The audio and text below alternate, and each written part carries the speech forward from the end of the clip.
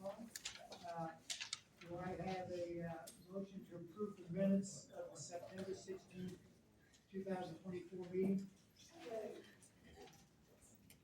I have a second? Second. Now, any additions or corrections, anything, any comments about it? If not, if you're in favor, please signify by raising your hand. Opposed likewise. Any corrections to the agenda? No changes. Do I have a motion to approve the agenda as stated? I'll make a motion to approve it as stated. Second. Any discussion on that? If you're in favor, please signify by raising your hand. Opposed likewise. We have no public hearings today, so we'll go directly, and we have no public presentation, so we'll go directly to the public comment time, and I have a number of people have signed up. Once again, if you'll state your name and address, and we'll try to limit it to 3 minutes in that area. Our first one is Mr. Glenn Robinson.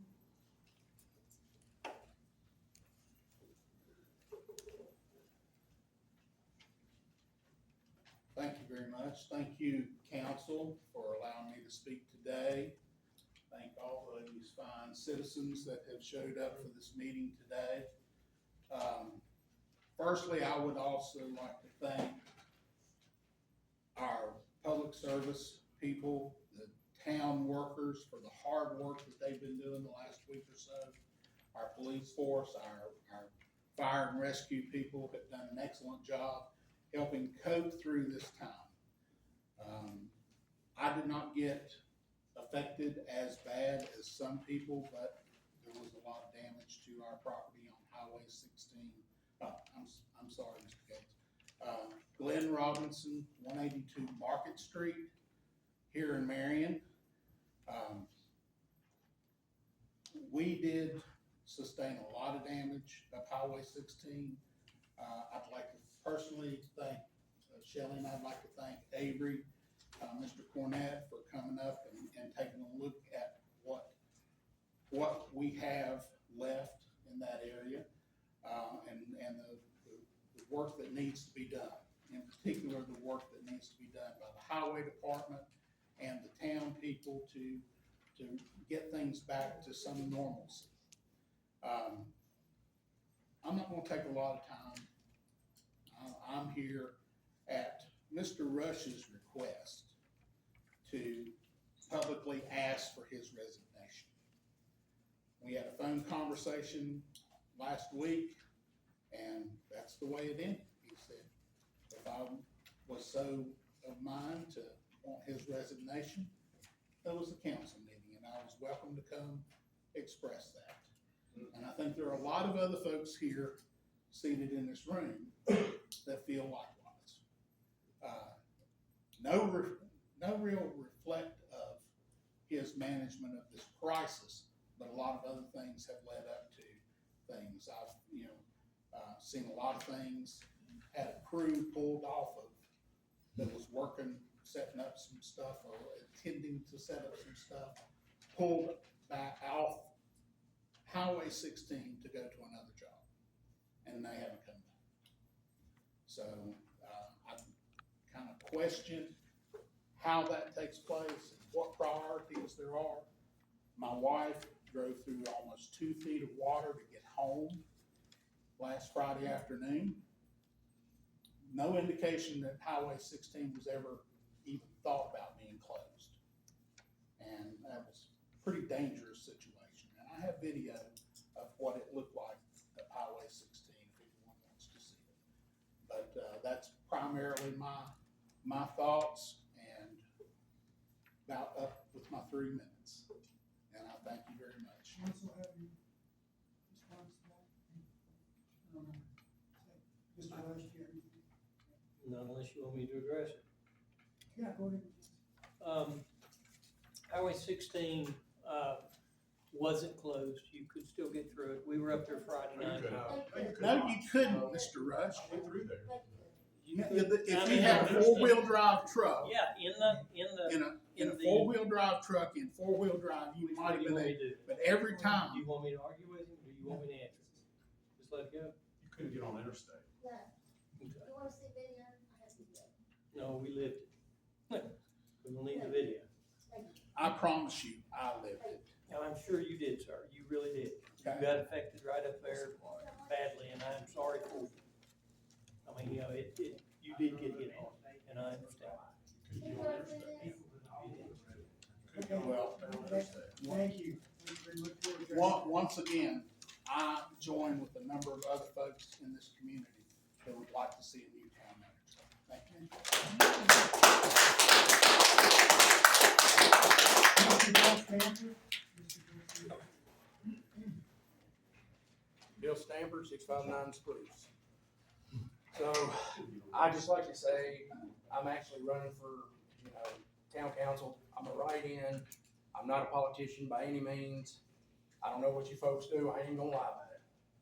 But I do believe that I would be, good for the job because I believe in people and I believe in this community. And I say that to say this. While you all were, sitting around your houses, doing whatever, the town of Marion took up donations. The businesses around here, they took up donations, to help out. And for some ungodly reason, I seen a Facebook post that said, Main Street's open now, your favorite restaurants are open, come on up. Why would that even be an issue? Why would you want Main Street open when there's people that's lost their houses, people that's in floods, people that don't have a pot to pee in or a window to throw it out of? That should not have been the main priority, Main Street. These people who are in floods, who lost everything. My next door neighbor lost everything in their entire house, everything. But yet, Main Street's open. Yeah.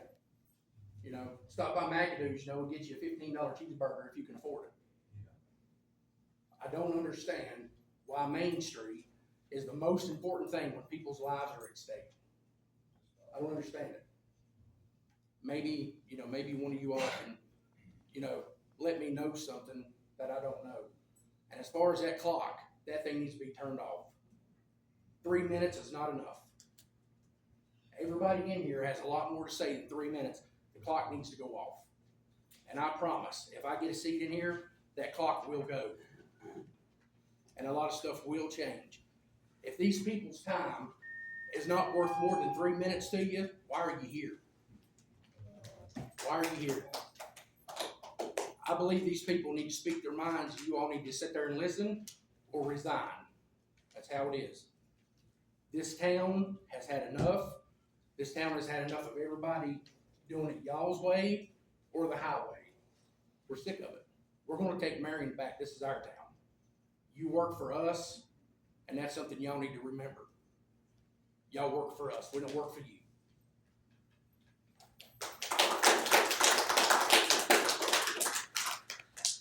Dr. Gates, if you would, I'd like to answer about Main Street. I'm the one who made the post. Main Street is important to us after we finish the crisis.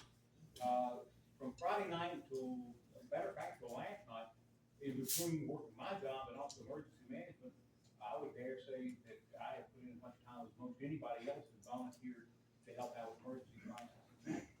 Once Main Street we got the restaurants back open, they had power, and business was normal. Our job is to promote our community, to let people know that we haven't shut down. There's a Facebook post, a TikTok, where a lady was on there saying Marion, Virginia was wiped off the map and their bodies floating down the street. So our job is, and my job is to create it so that A and B doesn't have to shut down because they don't have business. It's not a zero-sum game. And really, I don't understand the anger, that the fact that we can be out here helping our neighbors and repair their houses, but at the same time, let people know the businesses are open. The taxes these folks are paying are important. You just said the right word, taxes. Yes, sir. Taxes and income. That's the only thing that y'all care about is taxes and income. Why wasn't there a meal offered to people out here? Why didn't y'all kick in or anything and say, hey, listen, we're gonna get up off our butts and we're gonna make a hot meal for free for anybody that wants it? I don't have a kitchen. You don't have a kitchen. I mean, The town of Marion. you don't have a kitchen in your home. Did you make any meals for anybody? No, all of my stuff was ruined because of And mine power. was as well, Billy. Every I'm bit of not mine was I'm gone. gonna sit here and argue with you. I'm gonna tell you what I do is my job is to work make sure the businesses were open, they had all the support they needed, as well as the citizens. And you can do both, you don't have to pick one or The the other. businesses were the most important. Both were People both were equally important. Once we got the crisis over with, our job was to let everybody know the businesses were open, because people were looking for restaurants to eat at, because everything was closed down. When we went out tonight, it happened, we didn't get dinner that night for almost 10 o'clock, all the restaurants. We didn't get dinner for 4 days. You didn't eat for 4 days? Absolutely not, because all of our stuff was waste. Well, the school. We didn't have the power schools or were nothing, but I'm feeding, the glad you churches were got- feeding. I'm glad that you got, We the had restaurants sandwiches open and out all cooler that. like everybody else. I'm glad you got yours. And Because there's a lot of people out here that still don't. Why And don't I you take a don't- trip over there to Sugar Grove and see what they got? I've been to Sugar Grove. Yeah, and they ain't got, yes, I have. Okay. Yes, I have. They had And there was every night. generators over there, and for some reason they're shut off. We have no control over Sugar Grove. Then, all right then, that's fine. But the point of it is y'all should have been worried about the people more than you were yourselves. I wasn't worried, that's insane, that's just absolutely insane. We're no more concerned about ourselves than you are about you. We're out here, we have jobs to do, we took care of the public, we took care of the streets, we took care of the water system, we took care of all the I infrastructure. didn't see y'all doing nothing, I seen the first responders doing it. Well, you weren't looking, that's all I can tell you. I never seen you do nothing behind. Mr. Charles Hayden?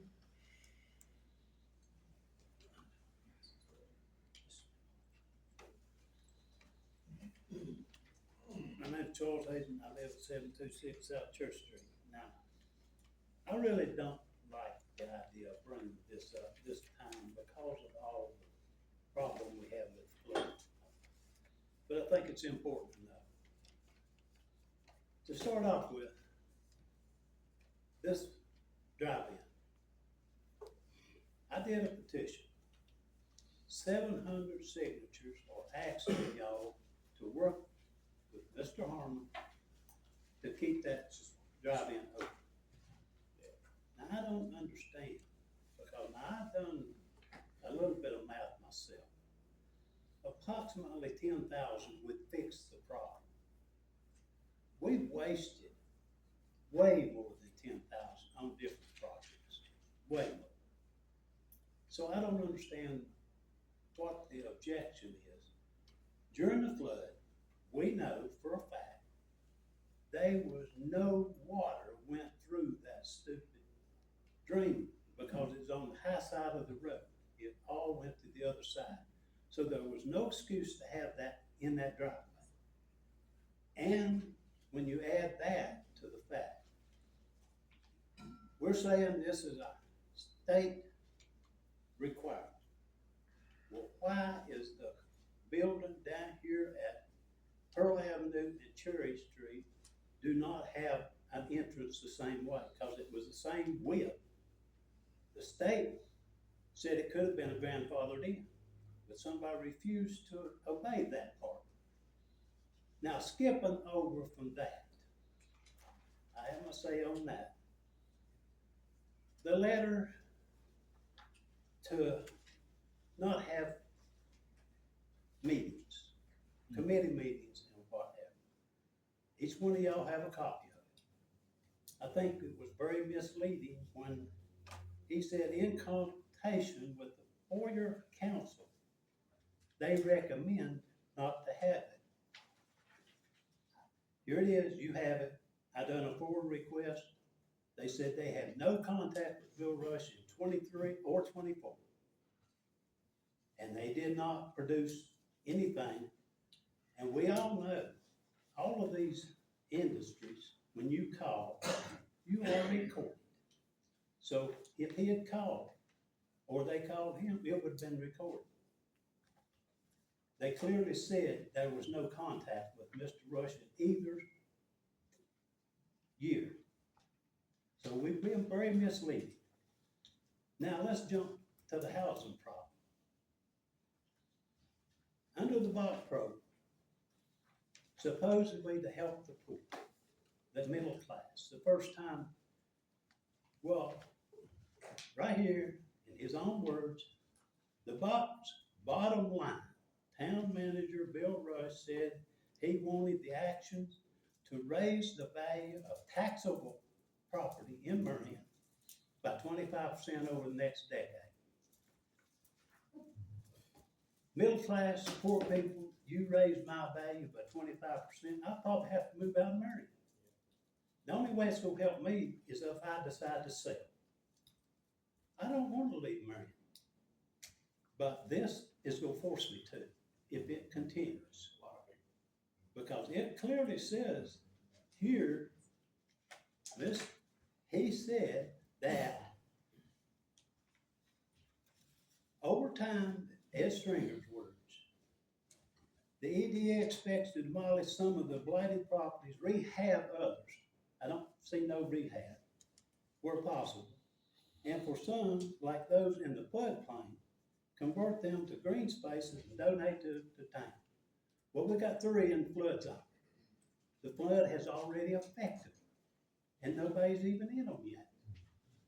So why are we being fed all of this bull, and that's what it is, bull, just to raise property taxes? That's all I have to say. It's up to you guys to do the right thing. Anyone on the council? Mr. David Huff?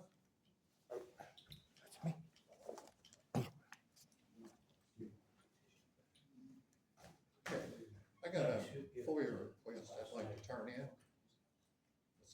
I'd like to request a list of all citizens and addresses that the town employees have mowed, grown lots and yards for the town of Marion, has charged a fee and the amount charged for in 2024.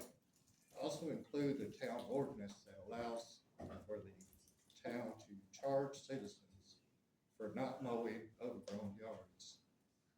And I've got a copy for everybody up there. John, I need one. A point was just brought up about houses being flooded. And I've been doing construction for close to 40 years. There is a building code that a house needs to be over 100-year floodplains. And if it's not built over that, the house is condemned immediately. Right. So that properties, I want to do verbal for you. I would like a copy of the building inspector okaying those houses that are in that floodplain, that they are over 100-year flood zone. Used to be 50, but they've changed. So you need to go by 2024. My place was 2001, but still. It's also brought up about this clock. People here take a lot of time to come out, and not everybody wants to do that. I mean, unless y'all are in a big hurry, I know I'm not. You can come here, you're gonna take your time. But there should be, if you're gonna do a clock, at least make it 10, 15 minutes, where somebody can calmly talk and maybe get answers back. I know sometimes it gets heated, but that's normal. That's just the way it is in government. Everybody knows that. I know if I win my seat, and if somebody asks me a question, and I don't know, I'm gonna tell them I don't know, but I will find out. If somebody has a problem with the road, I'm gonna take down their address, their name, and I'm gonna meet them the next day to look at that road myself. I mean, that's what you ran for. I mean, you ran a long time to get your seat. But these people, thank you. Thank you. Yeah. I mean, people are the ones that count. Everybody wanting this cash. People are worth more than cash. That's right. Just take your time and meet them, talk to them. None of y'all, nobody up there or here knows all the answers. The only way to get to that true answer is to have so many suggestions, then you pick that right answer. If it's not exactly right, change it a little bit. But please talk to the people and give them the answers. And they deserve that. They deserve the time.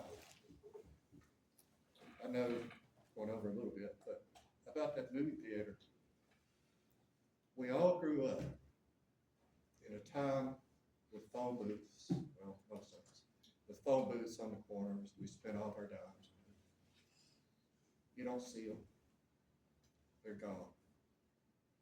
But do you remember growing up and going to the drive-in, say with your mom, your dad, all your brothers, sitting out on the blanket, watching movies? I never realized why they put us out on the blanket until I grew up. And, you know, they had a car. But I would take my girlfriends there. Everybody did. It's historic. They just showed a 700-person petition. But I guarantee you, if you take all these towns around and got their signatures too, they would be over 20,000.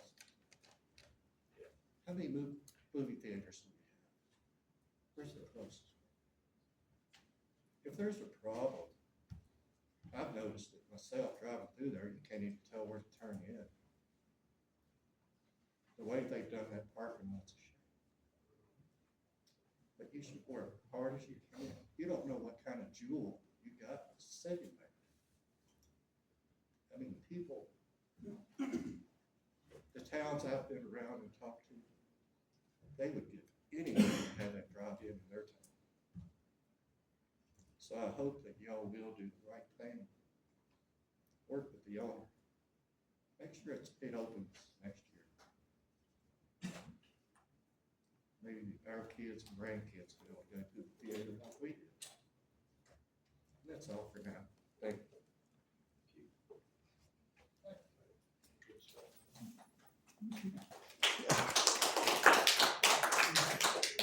Mr. Vice Mayor, may I mention something real fast in response to,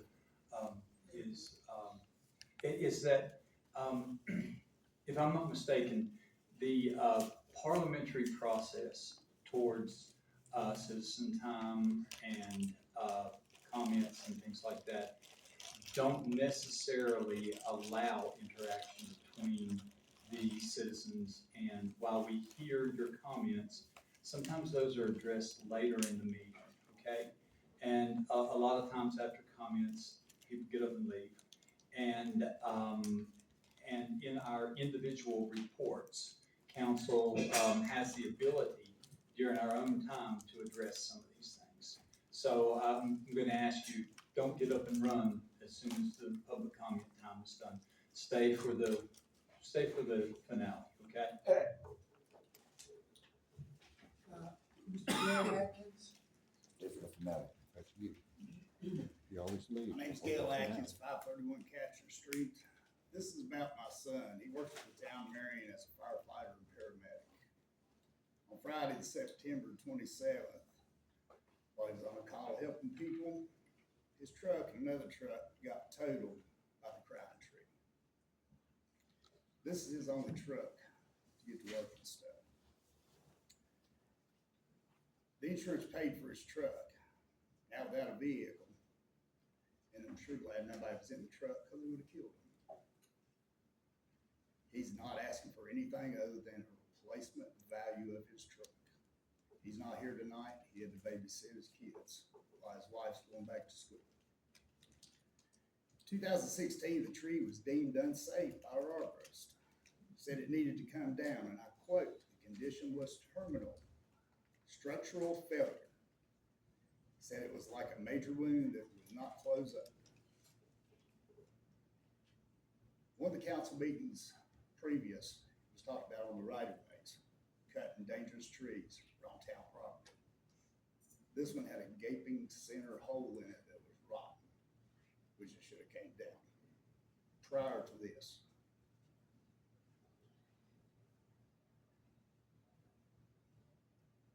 Something needs to be addressed to the trees and take care of our employees that work for the town, especially when they're out here saving somebody's life. Town needs to make it right, especially first responders, town employees. And I hate to say it, but if Mayor Helms was here, the first thing he would say is, make it right.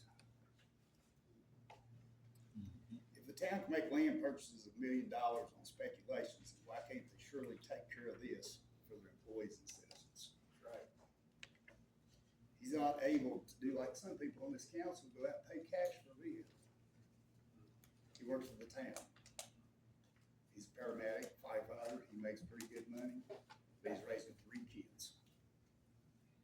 All he's asking is just replacement value, what the insurance company paid him from you all.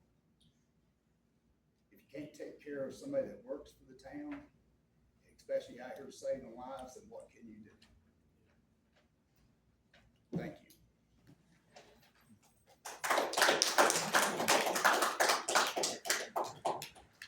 And Mr. David Fulton?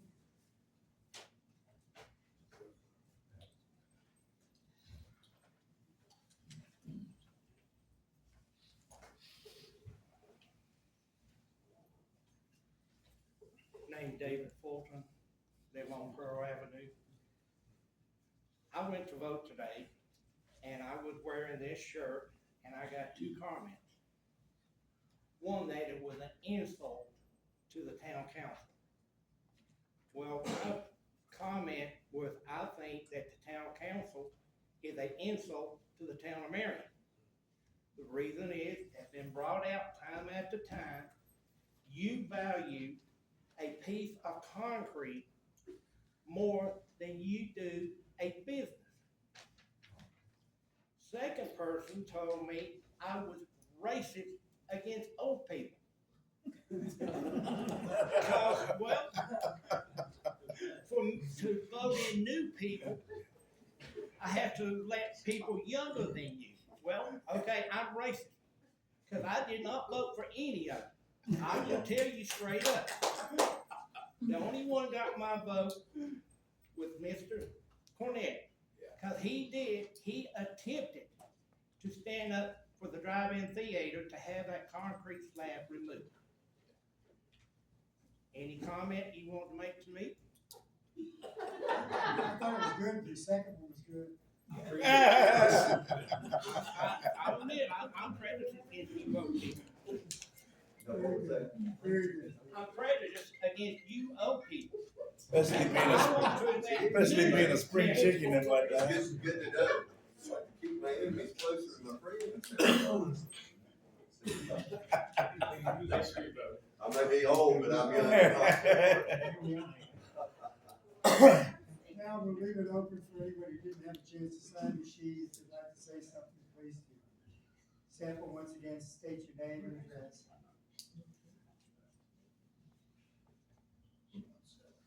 If we don't have anybody, we'll go on with the regular rest of the meeting. Now we'll have council members' reports. Ms. Spencer?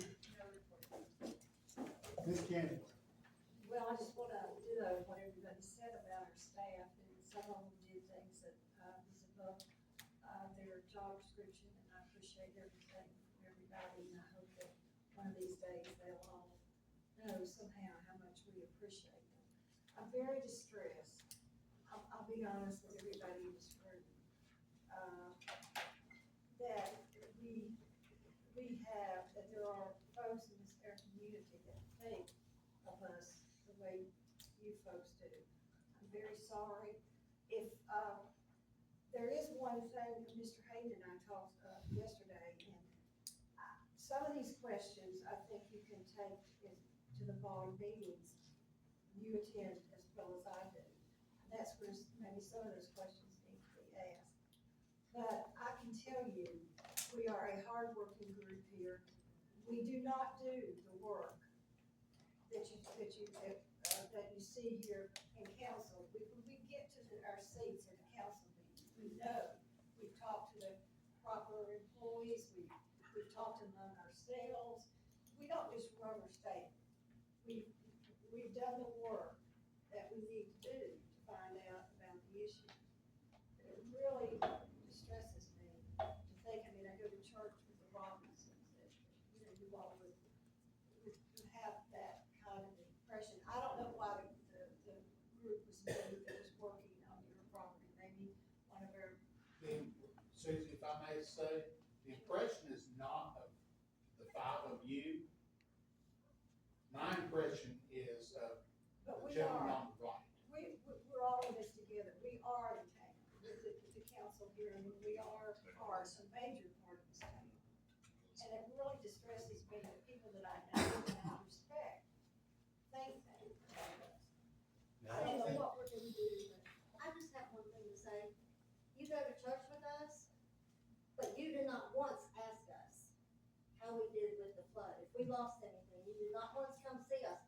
The only person that came and cared about us was Avery Cornett. have you been in church Yes, since we the were flood, there since the yesterday. flood? Yes, we were there yesterday. You walked right by us. I apologize for that. May I speak again? Does it pertain Just to? responding to what she said.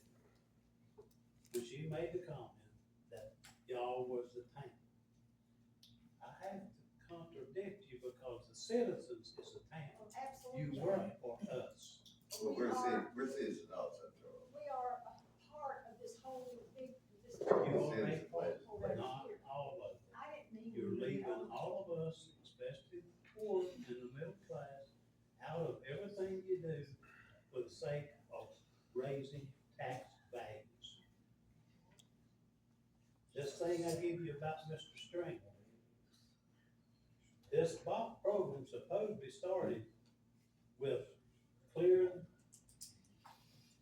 derelict buildings, clearing the lot, selling the lots to the public for the public to build on. It did, now it has turned into a real estate company. It's that simple. You're worried about $200,000 most for homes. You tell me what middle class person this town can live with the expenses they have and buy one of those. That's right. And I told you. That's an honest, simple question that needs to be answered. Would you mind addressing how people that are eligible for those homes, I how can't that, hear how you. that, My hearing's how bad. that I can't. cost is? Would you She's mind deferring addressing to that? Ken. Yeah, that's part of the overall process, as far as the part I've been involved in, has been trying to work with the veterans housing, elderly housing, workforce housing, and low income housing, out of the ball program. How many have you remodeled for the low income? Bill, you have answered, I don't know. Once I got done going, I answered this. No. I know zero. We have a remodel. I bet you can answer. Gonna do this. Yeah, I know that, I talked to Jimmy Moss, and that is part of the remodel. yeah, we're deferring the bill on this. Let me do a truncated version. All right, so in 2018, we had 250 houses that were deemed deficient. All right, and that ranged anywhere from, falling into the creek to, environmental issues that you didn't want to live in, didn't want your enemies to live in.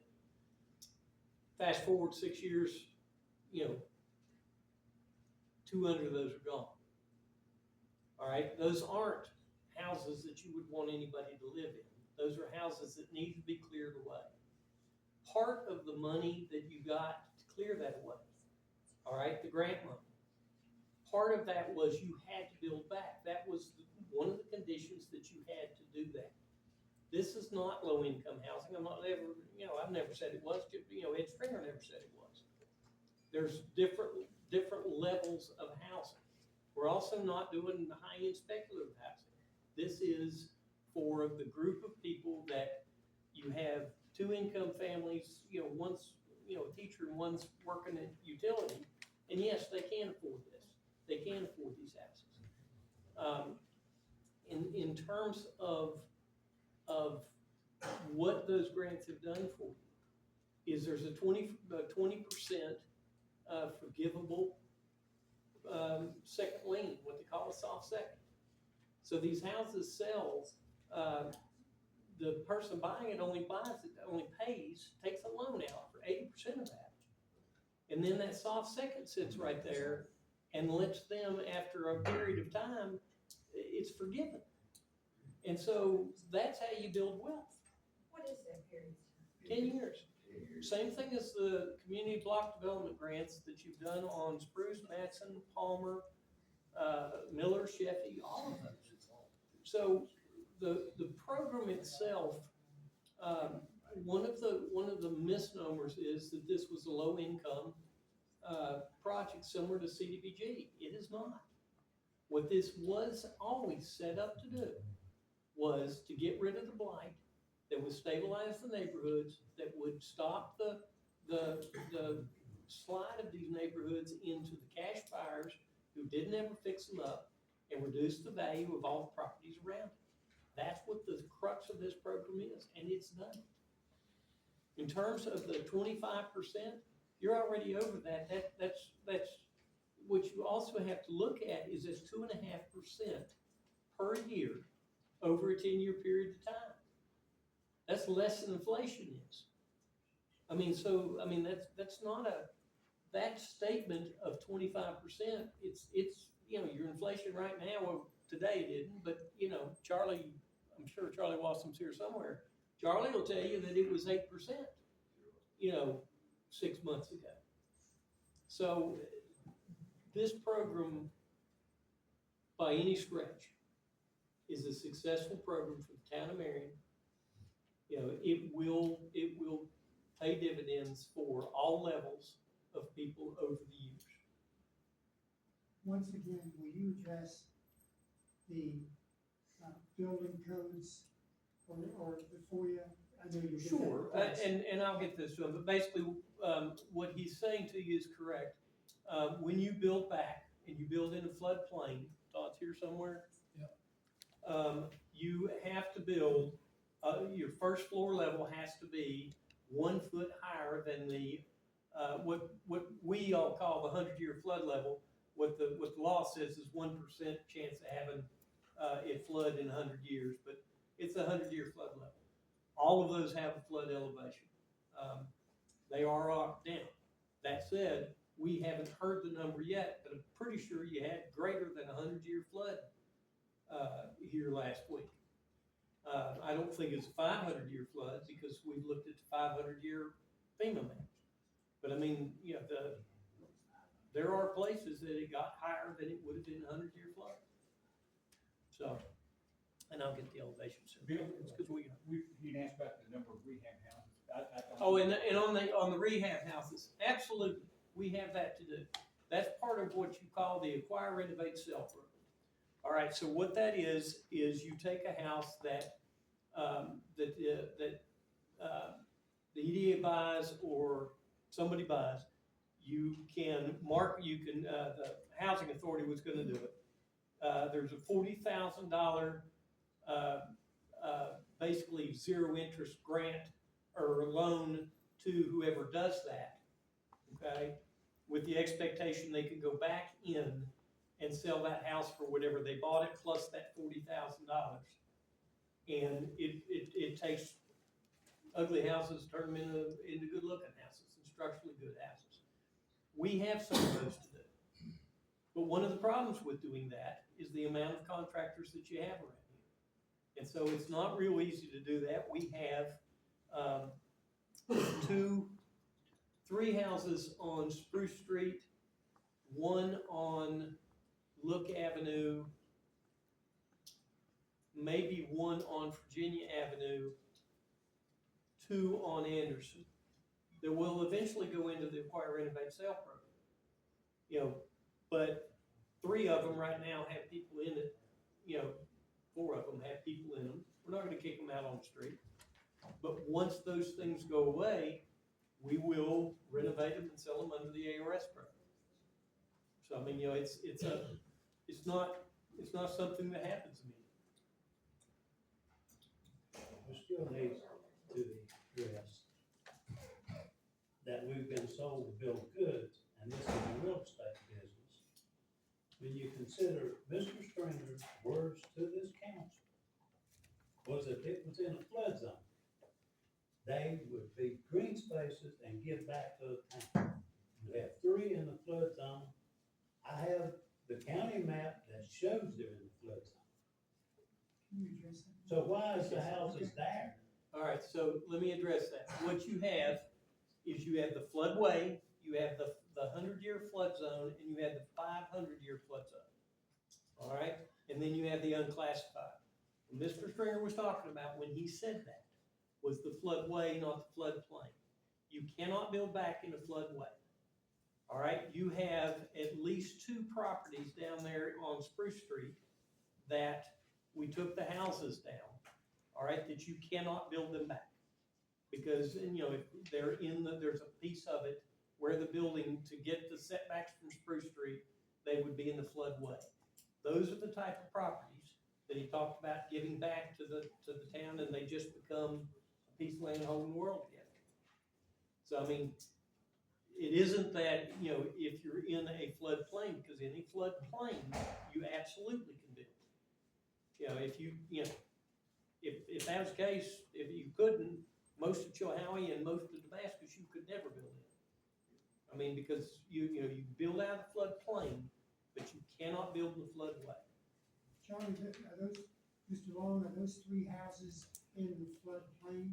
They're in the 100-year floodplain, yes, sir. Are they elevated Excuse me, a foot above? right here's the map that shows the front, Is and y'all put them right, did not back them up any further they're than what the old house 25 were, feet meets the and they're in setback. the floodway. Can you let him, I'm sorry, Charlie, let him And she talk, has- and then you can talk.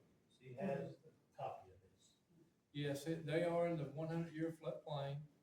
They are elevated 12 inches above the finished floor of the structures that's out there. When, Setback. 25-foot setback is what they're set back, which meets the current zoning in Marion. Jimmy Moss had a flood elevation certificate done. And though the surveyor who did it come out, set the peg, said this is the height of the base flood elevation. The finished floor of that is 12 inches above that mark, which is what state code requires. Or, I'm sorry, DCR. Now, right here is the flood map with the zone.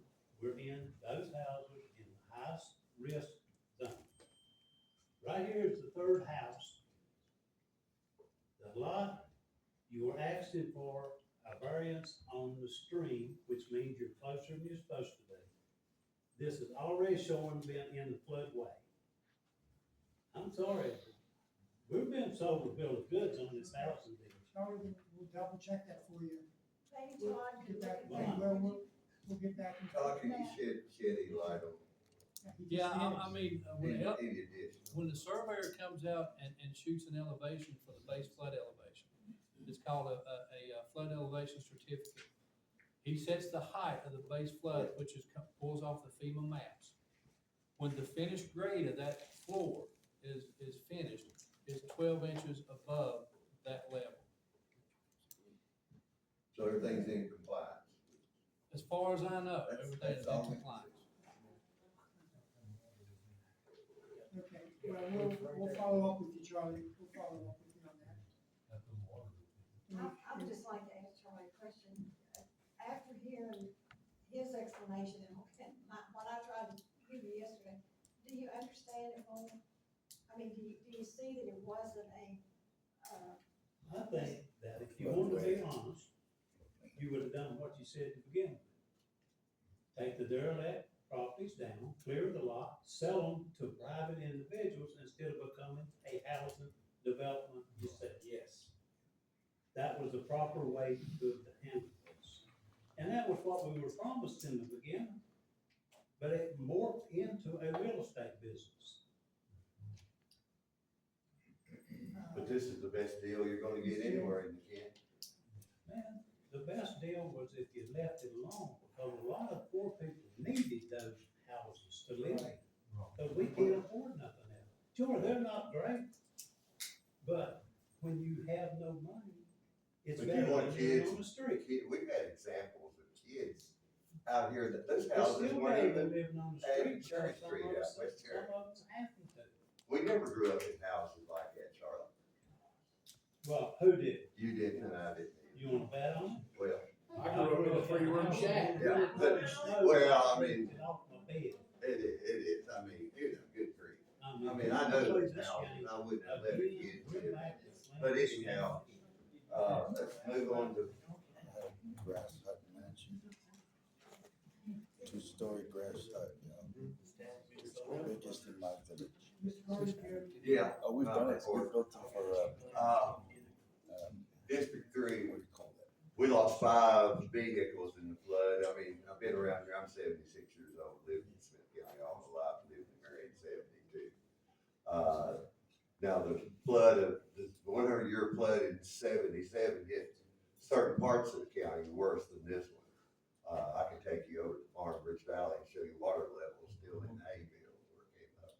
But it came down through here, and the first time, the back parking lot of District 3 flooded, and we lost 5 of our vehicles. One was a brand new bus, and it takes about 18 months to get one, maybe 2 years.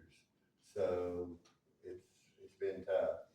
And addressing the 25-year or decade thing, I did ratio studies all over the state of Virginia when I worked for the Virginia Department of Taxation. That was one of my specialties. You have to increase your real estate values. You know how the railroads and airports and bus systems and all pay taxes on those. You do what we had in college, a statistical sample. You throw out the highs and you throw out the lows, and you want that middle range to be progressed. Because when it's progressing, airlines and everybody else, railroads, Atlas Energy, that's how they pay their taxes to the state corporation. Do we care? Well, we should. We're part of the Commonwealth of Virginia, Charlie, if you hadn't figured it out by now. I can figure it out. You're a tax. You know, you can't live in 1950 again, Charlie. Why not? Well, you can't go back. Why not? Why No, not? we can't. No, that's y'all's progressive idea of making Well, money. who doesn't want to progress, Charlie? Is there any municipality in the United States that doesn't want to grow? Like you Okay, said. that is beating a dead horse. We can't I'm hang up a through with birdhouse that. without taxes going up $9,000. Do I? We can't even hang up a birdhouse without taxes going up $9,000. Okay.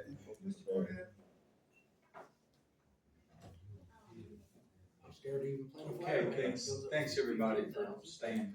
I will use as few words as possible to respect your time. And I've been affected by not the flood, but I've been affected by the way that the communities come together to take care of the flood victims and to help each other out. And I've been very proud of what the county has done. I've been very proud of what the town has done. Could we learn from that? Sure we have. And we'll learn, and once we put all our notes together, how to respond in the future. Been mad the way things are going on council. We're 5 people, and obviously some of our decisions are not well met in the community, and that has upset me, and I'm more upset at myself than anybody in that matter, is because it seems like I haven't worked hard enough to make my case, and that's why we have 7 people on council, 5 right now, and I do respect my fellow council members. I will say that during the height of the rain, I went out to the drive-in, and there was just a very little stream of water going in that big old drain. The rest was going across the road, and then the other was coming through the entrance down into the parking lot, flowing across the parking lot, and going into the ditch. And then I looked at the other parts. I'm by no means an engineer. I don't know about where water's supposed to go, but not much of it was going down in the drain. So I really do see that maybe we need to rethink as a council. We need to rethink whether we actually made the right move by putting that there. And we can correct that problem, but we can't do it today, and we need to do it together. If there's a possibility, next time it rains, go out there, take a look. I'll move on. The thing that Charlie brought up, I do want to know, when we read our new rules towards candidate conversations, no meetings, public presentations, I was distracted during that time because I heard email and I hadn't seen an email with that in it. So I thought, okay, I've been sending an email, something changed. And I didn't get to read it. I do read my agenda, I do read my emails, so I thought, okay, I missed something. And I really didn't get what was going on during that period of time. But I don't remember it coming up for a vote. I don't know that it was a resolution. And I just basically want to know where it come from, who is we? I mean, is this a motion? Was this, where did this come from? And was I part of it? So the question came up, and Dr. Gates asked me this question. And then in the one meeting where they talked about council or committee meetings, we haven't ever had a lot of committee meetings. We operated for years and years under the premise that Mayor Helms was a non-voting member and that you had two council people. And we had what meetings we had that set up. Then the night that somebody asked that question, Mark said 2 or more, right? All right, so what that means is if you have any 2 meetings, all right, any 2 that show up to a scheduled meeting, doesn't have anything about, 2 just showed up in my office. But if you have a scheduled meeting, it's gotta be advertised. Has to be advertised, has to be 3 days in advance. Don't have to have an agenda. Don't have to take minutes unless you have 3 voting people in the room. Now, in this particular case, everybody votes. All right? So what I said was, listen, anything that gets past the staff, you have a staff that can do almost anything. All right? If it's past that, and this has always been my contention for the 11 years I've been here, if it's past this staff's capability, it needs to be to all of you, not to council, or not to committees. Because I don't think that any committee, and each one of you all have had a statement to me over the years of, I missed that because I wasn't in the committee. Or we talked about it in a committee, but we didn't talk about it in the next committee. Or we talked about it in this committee, we talked about it in this committee, but this committee member wasn't in this one. What I said was, let's just not have them. The other thing is, you've got 1, 2, I think a third council member in here, or a person here running for council. Okay? Let's just air it all out right here in the middle of the council. Whatever it is, I guarantee you that my staff will say whatever, answer any question that you got. And I will. Now, you may not like the answers, but I'll answer them to the best of my ability. So the question with that came was, I started this about 6 months ago, if you all remember, when I told you, I will call no more committee meetings. And I won't. Okay? You all are the chairs. You want to do it. You instruct the staff to call a committee meeting. Then I'll go through all the advertising thing. You gotta have 3 days. You can't call it and say, I'm gonna be there tomorrow. Bill, I understand the town code and the rules and the way that we're set up to do this. My question is much more simple than that. This is a guideline that we are to follow, and did council vote on this? No, council didn't vote on this. Where did this come from? This came from me. I wrote it up. Is this an administrative rule? It's an administrative rule. Okay, I don't, no, hold on just a second. No, I don't you see answered anything the wrong question. with that, because all I did was put in paper and say, this is where we're gonna be. I'm not gonna answer to any questions that you all don't say that you want me to answer to. Yeah, I'm trying to stay out of the middle of an election that's the most contentious that's been here since the 11 years I've been here. Well, but governance doesn't stop because we have elections. That's right. And we don't stop committee meetings when that is our process. Then you can, yeah, but. And we I don't. agree, and I appreciate that, but I told you the same thing I've told all of you. You all called meetings. You tell staff, we will show up. All We right? can't call meetings when we Absolutely. don't have people appointed to the committees, and we don't have committees. Sure you do. Who works for who? You're on the recreation. I'm on the recreation committee with Trish. I'm on the personnel committee with whom? Well, Mr. Weaver was here. Well, I okay. didn't sign up to speak, but I hope everybody views this back and listens to how Bill pretty much threatened you. Avery would not wanna hear what you had to say. I don't threaten anybody. Just now. I'll do it whether you like it or not. Absolutely. Thank you, and thank you. I wanna move on. I don't wanna. Mr. Cornett, if I may say so, you're the only honest one sitting there. Amen. Thank you, but I believe in my fellow council members as well. You got a lot of faith in radio, buddy. I think we're getting off on, thank you, Bill. Absolutely. I do appreciate it though. Okay, so let me just go on. I'm not gonna follow this because we didn't motion it, we didn't vote on it. So I don't believe, it's your administrative order, and it's not a bad idea on some things, but anytime that we limit what the public can say to us during a meeting, that's bad.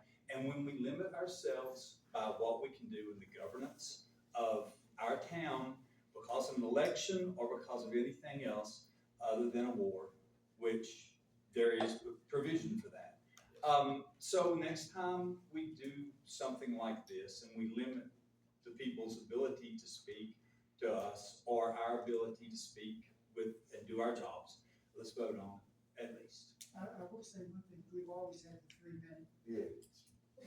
We've always had the 3 minute. Times have changed. You're saying limited, yes, the mayor, when there was a large group of things, we've always had the 3 minute. Sure, and Mayor Helms had it. So don't blame Vice Mayor Gates, acting mayor. No, Gates. no, Mayor no, Helms had that. I'll move on though, if it's okay. Sir, I would ask you to vote on it. I would ask you to vote on a set of guidelines. If you want it in place, replace it. If you want it killed out, let it go. I think what Mr. Rush meant in that is we air 3 minutes. everything out here. I understand, but that's not the way we're set up to operate. And that changes what we're doing. And we can talk about that another time. And also, if anybody wants to motion this and there's a second, we can vote on it. Otherwise. Vote on 5 minutes per person. Pardon? Vote on 5 minutes per person. Well, let me just finish up. Yeah, this is my time, that's why, and let me move on. I do think that, I did travel through the floodway. I visited some people. I know people lost tools and machinery and homes and food and electricity but they didn't lose their spirit, and that's good. And that means that our community can come together. If we can come together for that, we can come together through this. There's a way to do that, and we'll figure it out. About the BOD program, I think the BOD program is great, but every program you ever have is going to have a little creep to it. It's going to change. We all knew that the BOD program was going to change a little bit because nobody had ever done it before. So I hope that we do remodel those homes. I hope that they're affordable, and I hope that we have some homes that are priced within the range that our community and every part of our community can get that. He mentioned 80% price. price on $220,000. 80% of that's $184,000. That comes around $1,800 a month. I personally make $2,000 a month. What am I supposed to eat if I try to buy one of those? I can't apologize for the price of things, They because I don't know moved into a real how. estate company. But it wouldn't Instead of qualify anyway. helping citizens But of Marion. I just wanted to say that I think we're all aware of that. I think we're all aware of that. But when you look at numbers, Yeah. this is the fact. I can't make the government give me more money. I certainly can't go back to work.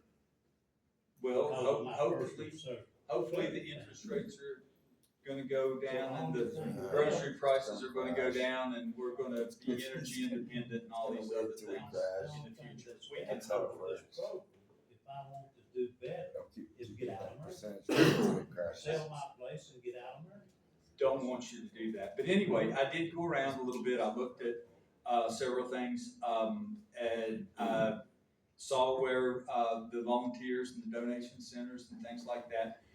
Keep up the giving. Keep up the giving if you can, okay? Don't materially injure yourselves, but if you can keep giving, then by all means do. Someone said this to me the other day, and nothing heals our people more than a mutual enemy. But this process can build friendships, and it can build communication and trust and a community spirit that will continue if we continue it long after we've forgotten about the damage that the flood did to us, and we will get over this. I did want to mention the tree that fell, but I think Dr. Gates is on the agenda with that. So, well, I just, I saw that you were on the agenda with it, so I'll cede the rest of my time to you, sir. Mr. Atkins, yes, that is a consideration. We're considering that. We're also considering some other, town employees that have lost a home, things like that. So, yes, it's not, you just have to, you have to look out for your employees. You just have to do it in a way that's fair to everybody too. So we're looking at that. Yes, it's not that we've forgotten those two vehicles up there. The crying tree was, as you know, it was a symbol for, a past era. And, it was difficult to take that down at the time. That's all I can say. To make the choice to take it down. We knew it wasn't a healthy tree, but it was a difficult thing to take down 6 years ago. I'm just glad nobody was in the truck, because it would have killed me. It would have, yeah. Then what would have happened? And, yeah, it would not have been a good situation. Right. Mr. Rush, on the crying tree, you've had a number of, Yeah, we knew the history. As Lawrence was right here over my left shoulder for all that time, I'm not sure where that is, but as soon as it fell, I knew there had to be a plan, but it was Friday. And then we all know what we went through in the next 48 hours. So what we did was we said, don't mess with that at all. Don't let anybody come mess with that at all. You know, the only thing that they did was they cut the limbs off to be able to get the trucks out, to get the adjusters in there. But other than that, it sat right there, and my plan is for it to sit there for another couple of weeks at least, while we clean up everything else. I mean, it's just, we were spared relative to what it could have been, but there's still a phenomenal amount of damage in the town of Marion. And so we're working through all those things, we're prioritizing all those things. We'll come back. I've already met with the Mark Archibald and Tree Commission. They were down there on Friday afternoon. Told them, okay, you all come up with a plan. What do we need to do? All right. We've had probably 10 different people or groups that have called in and said, listen, we'd like to have a piece of this to do something. I have one of them today, guy that makes balls from away from you. What we'll end up doing in my mind's eye is we'll begin to end up and we'll park the tree up. We'll take it over and put it on dogs over at the Dover Street properties, up where the air can get around it and won't rot. And then we'll come up with a plan of what to do with the wood. But it's not gonna turn into firewood. And that's pretty much what I've told everybody in the last 10 days. You know, I don't know what we're gonna do with it. I know what we're not gonna do with it. Can I make a comment to him? Why is the tree more important? Why did you take town crew from our property, I would like to answer. from our property to go meet a person around a tree? Well, And then, Mr. Carter, all due respect to you, if all you lost was 5 vehicles from the district, then you are a blessed man. Well, I was just telling, making a report, that's part of the report. Can I answer I'm that on one? 'Cause board that of one is directors. important. Can I answer that one? Because it is. I didn't pull the crew from you in to go visit a tree. The tree was Friday afternoon. When the crew got pulled was because the assistant county administrator showed me a picture when we were meeting with Senator Kane that the main feed going up to Nix Creek was suspended out in the air, and it was about to snap, and they couldn't get to it because they had a limited amount of group of people. And so I said, we'll fix that, and we did. We So took, just like the drainage that was supposed to start being fixed now is put on hold also. the drainage is, when you finish the sewer out at Gross Posting out in there, then that's the next Well, thing. back in May, I believe you said work would start in the fall. It is yet to start. That's right. We've lost a car. I've lost my entire yard. Yep. Because nothing's been done. Storage buildings across the street got flooded out every time it rains.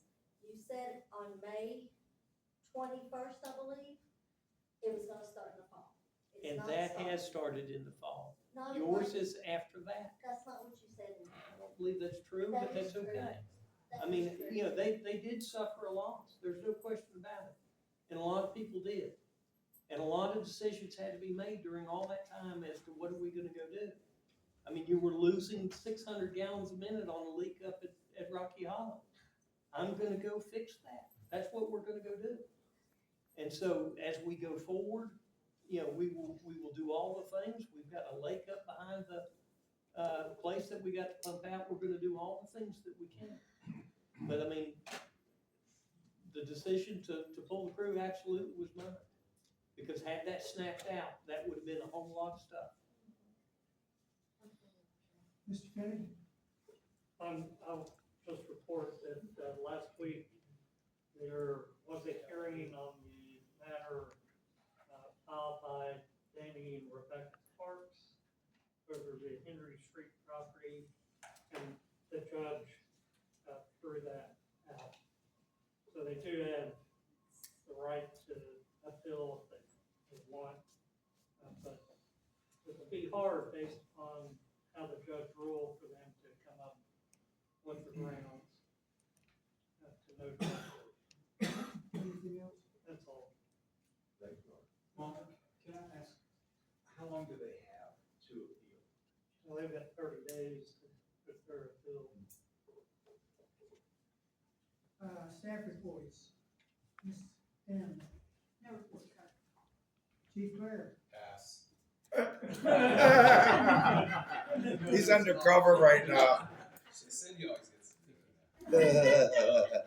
So, if you'll excuse my casual demeanor, I was in training today with part 2 of the University of Louisville Southern Police Institute class that we received congressional spending to give 25 free seats to law enforcement leaders all over the region.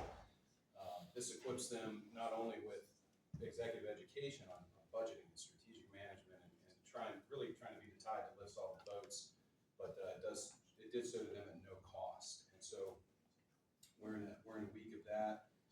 We're starting an application, accepting applications. We want to do some some hiring this fall. It's due to start in January, the next academy. And so if you know any good candidates, feel free to push them our direction. I wanted to thank everybody who dropped off stuff at the donation center and everybody who helped work it. There was an overwhelming response. Oh, yeah.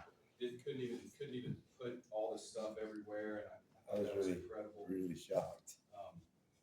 Anytime you talk about Amazing. acts of heroism, you're bound to leave somebody out, and so I say this at the risk of leaving somebody out, but I personally observed firefighter Brett Miller. Am I right with that name, Rusty? And I know everybody. I know there's lots of people there, but I just saw that, and his actions getting that young man out of the river were just incredible.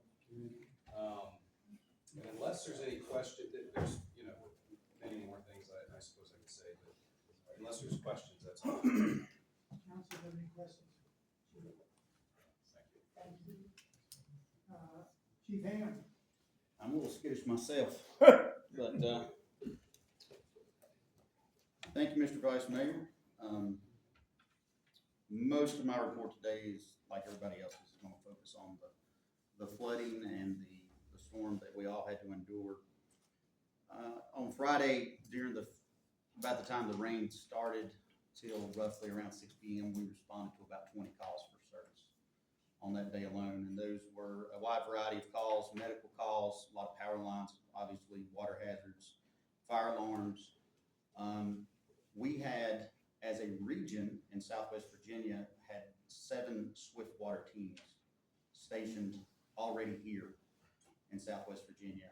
And that was in large thanks to our governor, who moved those resources into position. They were here the night before the storm happened. They were utilized throughout the county. We had, specifically here in this area, we had teams from Roanoke, Bedford, and a team, I think they were called Task Force 4. They were compiled of Virginia State police officers. We did utilize a swift water team here in town on a couple of different occasions. On Friday, we did some extractions on Spruce Street. We weren't sure, the water was rising, we weren't sure how far it was gonna go up. They assisted us in extracting 4 individuals and 7 cats. Yeah. So, and in light of the tragedy, I tried to make some light of it and said that they saved 60-some lives because each cat had 9 lives. So,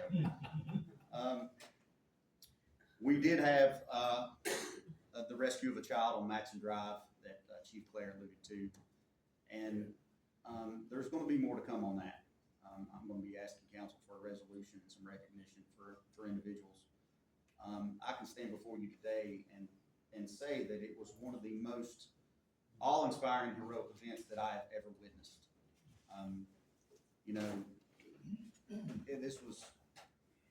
This was real life hero stuff. Yeah. And I think those of you that sit back here, and we all have different opinions on things, each of you need to realize those sacrifices that were being made during that time. Firefighter EMT Brad Miller, Deputy Chief Richard Kiesling, along with 3 officers from Marion PD, Sergeant Josh Taylor, Master Officer Keith Finney, and Senior Officer Jordan Probst all had a hand in that. And there's going to be a lot more to come on that. I'm sorry, I get a little emotional just thinking back on it. From the moment the rain stopped, we all went into recovery mode. That was no different from Marion Fire EMS. We've been in recovery mode ever since then. And that's trying to rest up. We have members, I have 20-some part-time employees there, and the vast majority of them were affected by the flood too, and by the storm, along with our full-time employees. We did have some damages and losses. I was going to mention the trucks. That was horrific.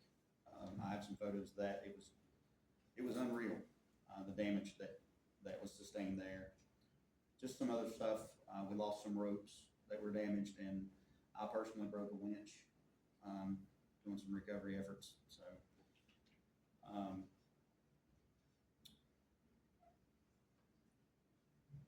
Just to give you some call totals, for the month of September, we had around 240 calls. That's 219 from 2023.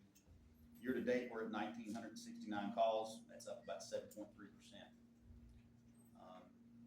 We're a busy group, and our law enforcement partners at Marion PD are busy as ever too. As far as current events and stuff go, I mentioned last time that we were going to do the smoke detector blitz on Matson Drive. That's been postponed. The Red Cross is the main bearer of that, and obviously they're doing other things, more important things right now. Not necessarily more important things, but we're going to be looking to try to get back to that in the month of November. With all that being said, it is Fire Prevention Week, and like what we refer to as Fire Prevention Month, we're still planning on our community events with the schools moving forward. And we are still continuing to fulfill the mission, even though we're all a little winded. And that's all I have, unless anyone has any questions. Is there any update on this council? As far as the update on the child goes, what I have is hearsay. I've not been in direct contact with the child, but the last I heard, the child is still hospitalized, but improving. And I will say that when that child got in the Marion Fire EMS ambulance, because of the efforts of the gentleman I named, Dr. Russo and all of our medical team members that was there, the child did have a pulse when it got on our ambulance, and a life was saved. So. I will say, fire, EMS, police, rock stars. It wouldn't pop up, but really. Oh, yeah.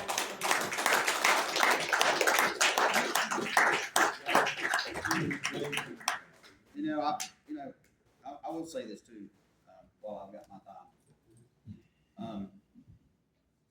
Mr. Rush has caught a lot of flack here over the last several weeks. Like him, don't like him, I can say that he was boots on the ground with us in recovery mode from the moment the rain stopped all through that weekend. And that's got to say something. Thank you. Thank you all. Mayor, I did forget one piece. Bill, what is that? I lost it. Just, I know what you're gonna ask. While I talk, you think of it.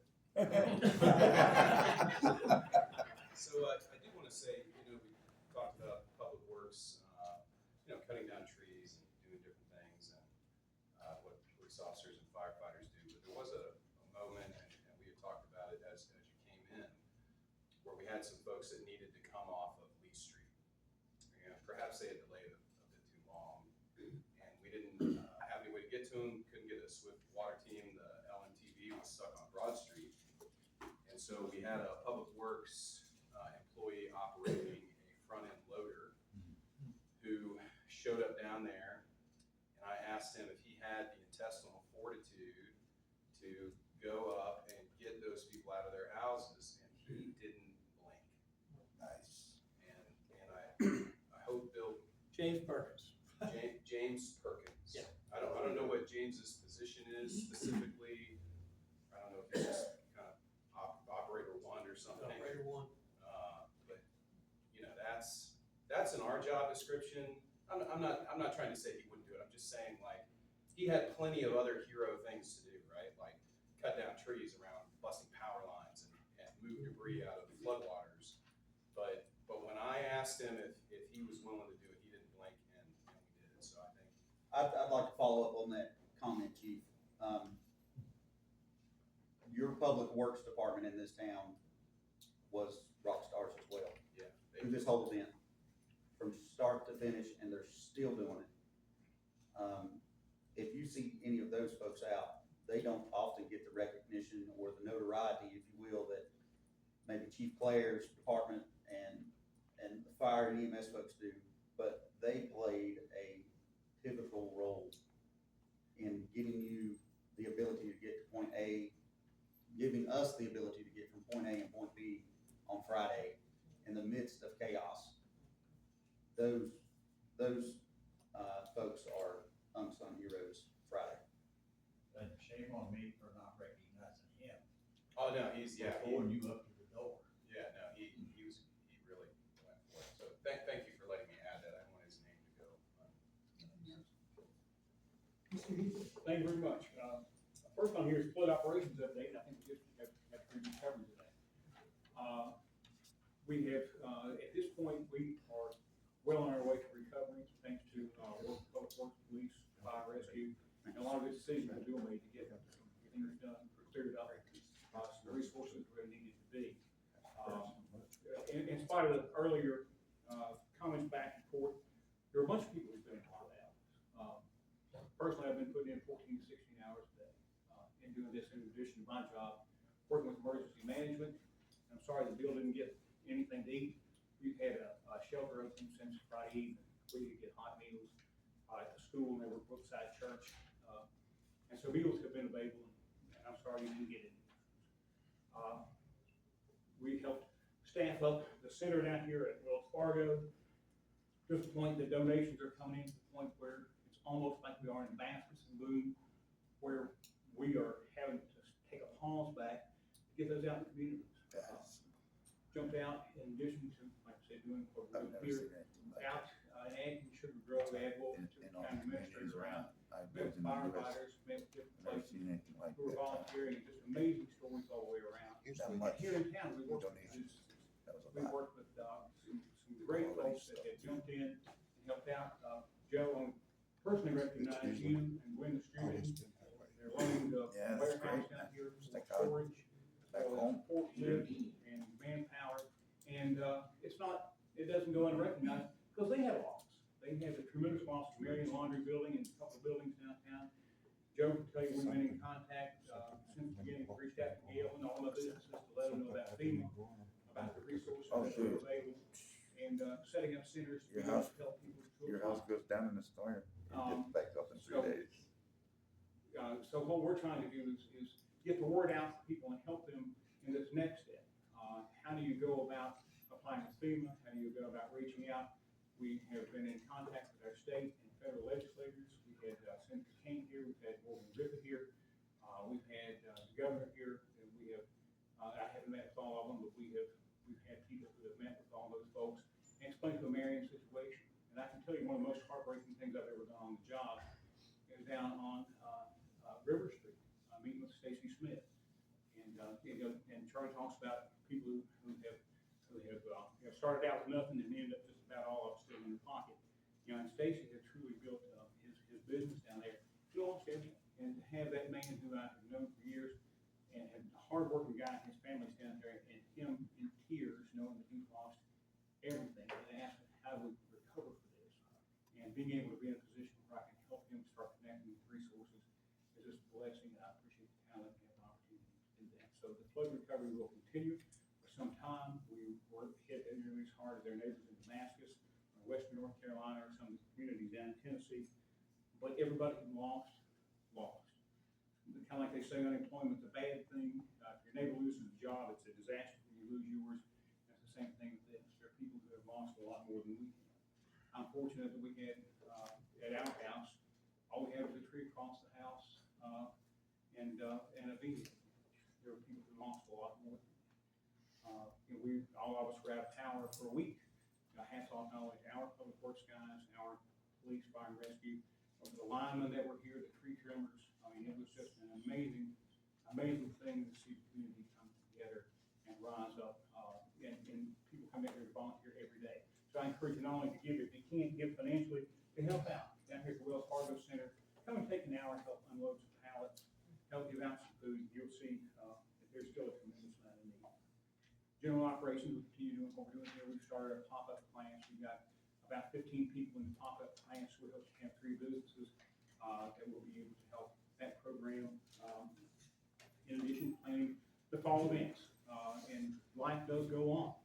We realize that quickly we get back to doing our job, that the citizens are expecting of us, then the quicker we get back to reality. Once we get through the initial mess, we get through the initial hurt, then we need to get back where we can have, the things we come together as a community.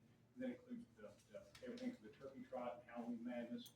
We'll be decorating for October, events, the fall coming up this week, and getting ready for Halloween and then on for Christmas. And, so we'll continue operating in the office. Highway marker update, we have received the information that we were granted the, Mountain Dew marker. So David, your hat and your patch have a good place to go. We've got Mountain Dew marker coming. So, it's at the boundary being made now. It'll probably be a springtime thing when it's finally done. We'll wait till the weather breaks before we put that out, and we'll certainly. Are you getting a Mountain Dew fountain also? Well, I gotta find some money. Endless Mountain Dew. There you go. If we can do that, if you promise not to drink all. It would be heaven. Marion would be considered heaven. There you go. There you go. For That's most as close as we can get. Airport reports, that's in your packet. And I'm gonna go over that for the sake of time. And then also to remind the citizens and the council, don't forget about the Marion Chamber council forum. It's on for all the people running in all three towns in the county as well, October 16th at 6 p.m. Lincoln Theater. And if you haven't told them you're coming, please make sure you reach out to the chamber, let them know you're gonna be there. I understand from at 5 to 6, I think is meet and greet, and 6 p.m. they're gonna start the program. So, somebody had asked about that the last week. Anybody have any questions for Mr. Reed? Well, the one thing, Yes, ma'am. all the information that's available, I know we always say go online and get it, it's on the internet. The places I've been delivering food and supplies and water still don't have power or internet, so we can get a handout that when I go Well, I have those for you. I mean, the other thing we're doing through my office is we're reaching out and we're doing outreach. We had a representative here from DAV that gave out money to veterans, everything that we're setting up. And I got a handout just to go. yeah, I'll have those that come down all. The other thing we did, and we talked at the EOC for the county. We're giving out money. We had the weather radios and actually the tornadoes, and it was kind of the same thing. There's a lot of people here that Y'all need a volunteer barbecue firefighter. so I took several nights, we would go out, we went to Walgreens several nights, and, do my radio and all the programming. What we're hoping to get set up is an opportunity where we can go out in You these guys cook up communities, like most places? take it to them to fill out the forms. The biggest problem we have right now, Doc, to be honest with you, Oh, yeah? is You don't have like misinformation. a certain release section? Every time we share out something about FEMA and how FEMA is helping, there are people who come on and post right after that about Imagine how now you FEMA guys are is a joke completely and how swamped. it's a terrible thing to have, and folks aren't getting money. But You have thank to you understand how for your FEMA works. service. FEMA isn't here to replace the food in your refrigerator. That should be covered through your homeowners. If it isn't, or your homeowner's deductible is too high, then that isn't what it's here for. It's for emergency needs. That's $750, the initial $750. After that, depending on the damage you have, you can qualify for $42,000 from FEMA. And again, that's, if you lost your house, $42,000 certainly isn't going to replace it, but it never was meant to. It's supposed to be some assistance. And we're meeting with the head of FEMA as well. And I have just as much distrust over the federal government as anybody else in this room does. But I know that if we don't reach out to those folks